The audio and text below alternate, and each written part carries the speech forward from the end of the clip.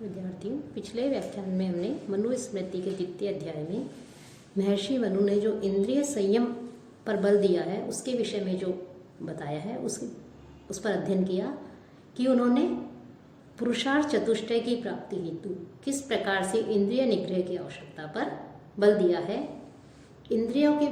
अधीन होने से किस प्रकार से बुद्धि का नाश होता है और इंद्रियों को अपने वश में से करने से कैसे उसे धर्म अर्थ काम मोक्ष आदि पुरुषार्थों की प्राप्ति होती है। साथ ही जितेंद्रिय का भी लक्षण उन्होंने बताया। साथ ही संध्योपासना के विषय में जो उन्होंने कहा था कि संध्योपासना ब्रह्मचारी को या उपनयन के पश्चात जो उस बालक को करनी चाहिए, तो संध्योपासना का समय क्या है, तो उसके लिए उन्होंने कहा है कि प्रातः काल की संध्या के समय सूर्य के उदय होने तक गायत्री मंत्र का जप करता रहे और सायंकाल की जो संध्या है उसमें जब तक तारे नहीं निकले अर्थात तारे निकलने तक जो है वो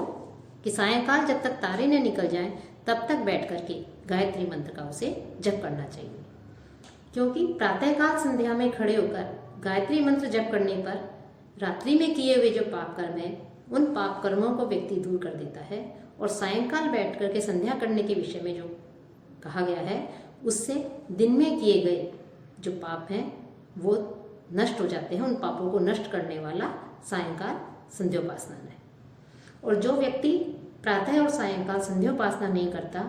उसे द्विज कर्मों से जो है बहिष्कृत मान लिया जाता है, उसे द्विज नहीं माना जाता। साथ ही साथ गायत्री मंत्र का जप कहाँ करना चाहिए कि अरण्य में जाकर के एकाग्र अर्थात व्यक्ति जो है मनुष्य जो है वो अरण्य में जाकर वन में जाकर के या एकांत स्थान में जाकर के एकाग्र मन से जल के समीप जो दैनंदिन दिन जो किए जाने वाले जो कृत्य हैं,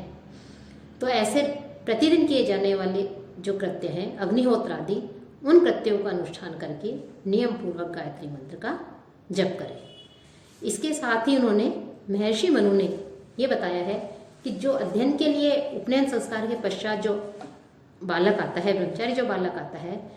तो उसको किस प्रकार से अध्ययन कराया जाए और अध्ययन कराने योग्य छात्र कौन होते हैं, बोलने और संभाषण के क्या नियम हैं, किन्हें अध्ययन नहीं करवाना चाहिए,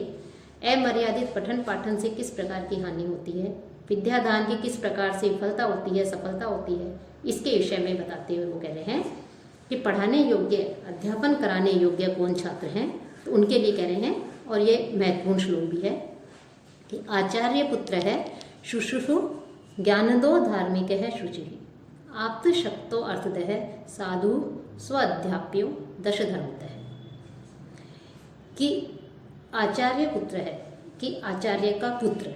कि जो आचार्य है उस आचार्य पुत्र का जो पुत्र है वो अध्ययन कराने योग्य है, कि उसको जो है अध्ययन कराना चाहिए, आचार्य पुत्र को शिक्षा देनी चाहिए, अध्ययन कराना चाहिए। साथ ही साथ शुश्रूषु की जो सेवक है उस सेवक को भी जो है ज्ञान देना चाहिए, सेवक को भी जो है अध्ययन कराने के लिए महर्षि मनु ने कहा है कि आचार्य का पुत्र सेवा करने का इच्छुक, ज्ञानदः ज्ञान को देने वाला कि ज्ञानदाता, ज्ञानम ददाति इति ज्ञानदः कि ज्ञान देने वाला, धार्मिक है कि धार्मिक प्रवृत्ति वाला, कि धर्म तत्पर है, शुचि ही पवित्र है अर्थात पवित्र, आप्त है विश्वसनीय सच बोलने वाला और विश्वसनीय, शक्त है समर्थ अर्थात जो अध्ययन उसे कराया जाएगा, जो ज्ञान दिया जाएगा उसको ग्रहण करने में समर्थ, धन देने अर्थदः है धन देने वाला हो, धन दे सकने में, क्योंकि गुरु को जो है अध्ययन अध्यापन आदि के लिए भी धन की आवश्यकता होती है, उसे अपने कार्यों के लिए भी धन, उसका कार्य ही गुरु का अध्ययन अध्यापन, तो इसके लिए उसे यज्ञ आदि के लिए अध्ययन आदि के लिए धन की आवश्यकता होती है। तो अर्थ देने वाला भी जो है छात्र जो है वो अध्ययन का अधिकारी है। और साधु अर्थात सज्जन व्यक्ति और स्वजन, ये 10 जो है धर्म से पढ़ाने योग्य अध्ययन कराने योग्य कहे गए हैं कि धर्मानुसार अध्यापन योग्य 10 प्रकार के छात्र जो है उन्होंने बताए हैं कि आचार्य पुत्र, सेवा करने का इच्छुक, ज्ञानदाता, धार्मिक, पवित्र, विश्वस्त, विद्या ग्रहण करने में जो समर्थ हो और जो धन से समर्थ हो कि धन दे सकने वाला हो, सज्जन हो और अपना जन्म स्वजन्म, ये 10 धर्म के अनुसार अध्यापन करने योग्य है। न अस्पृष्ट है कस्यचित् अब्रूयान्न च अन्यायेन पृच्छते है जानन्नपि ही मेधावी जड़वत लोक आचरित। अब बोलने के और संभाषण करने के भी कुछ नियम हैं। उसके लिए महर्षि कह रहे हैं कि गुरु जो है वो गुरु अपृष्ट है, बिना पूछे, कस्यचित् न ब्रूयात्, बिना पूछे जो है किसी से नहीं बोले। मेधावी पुरुष जो किसी से भी बिना पूछे नहीं बोले। अन्यायेन च पृच्छते है, अथवा अन्याय से पूछने वाले को भी कस्यचित् न ब्रूयात्, उसे किसी प्रकार से न बोले, उसे उत्तर नहीं दे। कि बिना पूछे किसी से नहीं बोले। और अन्याय से यदि कोई पूछता है, किसी परीक्षा लेने के लिए, या जो अन्याय से, जो अविनय से, अविनम्रता से यदि पूछता है, तो ऐसे पूछने वाले को इस स्थिति में जो है गुरु को उत्तर नहीं दे। लोके जानन,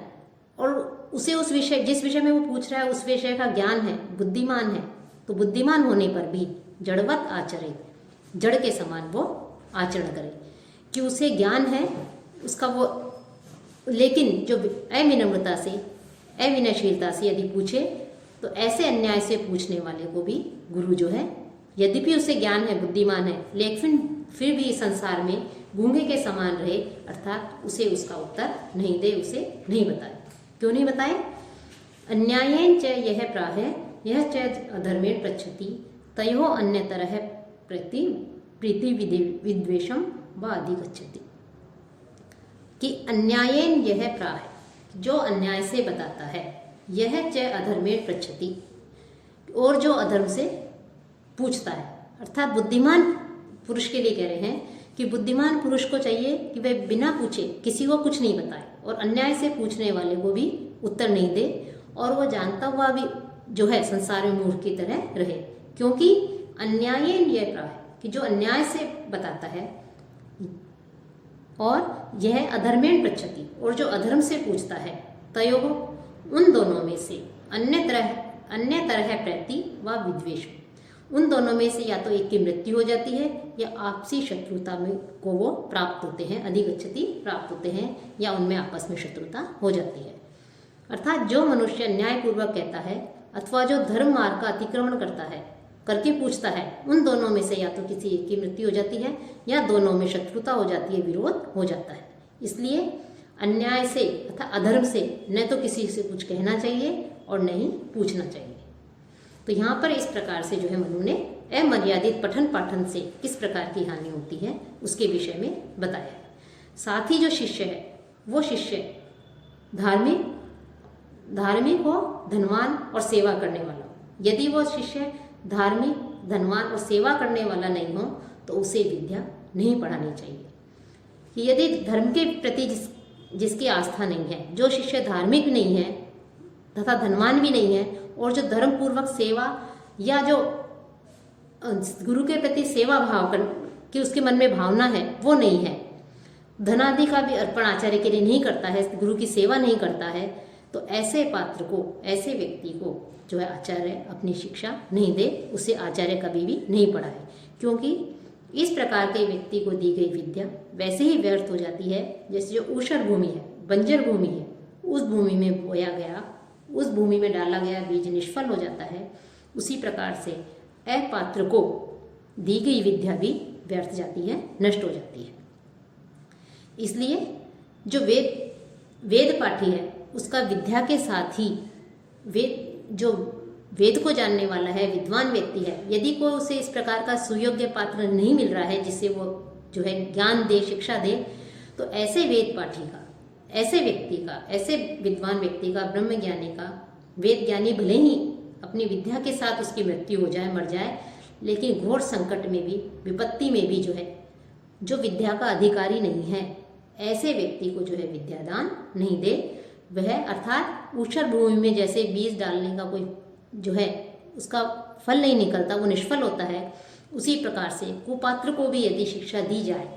अयोग्य व्यक्ति को भी यदि शिक्षा दी जाए, तो उस शिक्षा की, उस विद्यादान की जो है निष्फलता ही होती है, वो विद्यादान निष्फल होता है। तो इस प्रकार से आचार्यों को ऐसे कुपात्रों को नहीं पढ़ना चाहिए।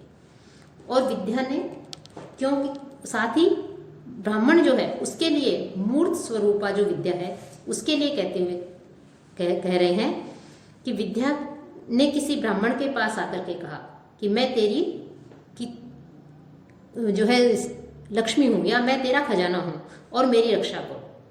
कि मैं आप जो है ब्राह्मण के पास में आकर के विद्या कहती है कि मैं जो है आपका खजाना हूँ और आप जो है मेरी रक्षा करो, मैं तुम्हारी निधि हूँ,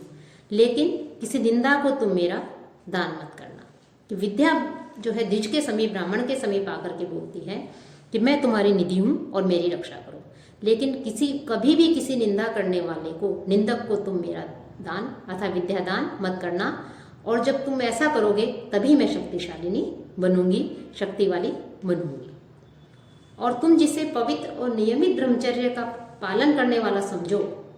विद्या की निधि, विद्या रूपी निधि की, विद्या की ज्ञान की रक्षा करने वाला समझो, आलस्य रहित जो ब्राह्मण है उस ब्राह्मण को अर्थात द्विज को, ऐसे व्यक्ति को ही जो आलस्य रहित है, पवित्र है, ब्रह्मचर्य का पालन करने वाला है, विद्या की रक्षा करने वाला है, ऐसे को ही विद्या जो है उसका तुम उपदेश देना, उसकी तुम शिक्षा देना। साथ ही साथ जो व्यक्ति जो वेद का अध्ययन कराने वाला जो गुरु है, आचार्य है, उससे अनुमति लिए बिना ही, अर्थात यदि गुरु उसे अध्ययन नहीं करा रहा है और बिना आचार्य की अनुमति के बिना वेदाध्ययन जो है, यदि उस वेदाध्ययन का वो अध्ययन कर लेता है तो उसे वेदों की चोरी का पाप लगता है और उसे नरक की प्राप्ति होती है, अध्ययन नरकगामी होता है। अर्थात आचार्य की अनुमति के बिना वेदाध्ययन का निषेध यहाँ पर उन्होंने किया है। साथ ही जो गुरु हैं उस गुरु के अभिवादन का भी प्रकार बताया कि इस यहाँ तक तो महर्षि मनु ने जो है किस प्रकार से जो है हमें कैसे को शिक्षा दी जानी चाहिए, किस प्रकार के योग्य व्यक्ति को शिक्षा दी जाए, किसे शिक्षा नहीं दी जाए, तो वेदाध्ययन का क्या फल है, कैसे योग्य को शिक्षा दें, और आचार्य की अनुमति के बिना वेदाध्ययन करने का किस प्रकार से निषेध होता है।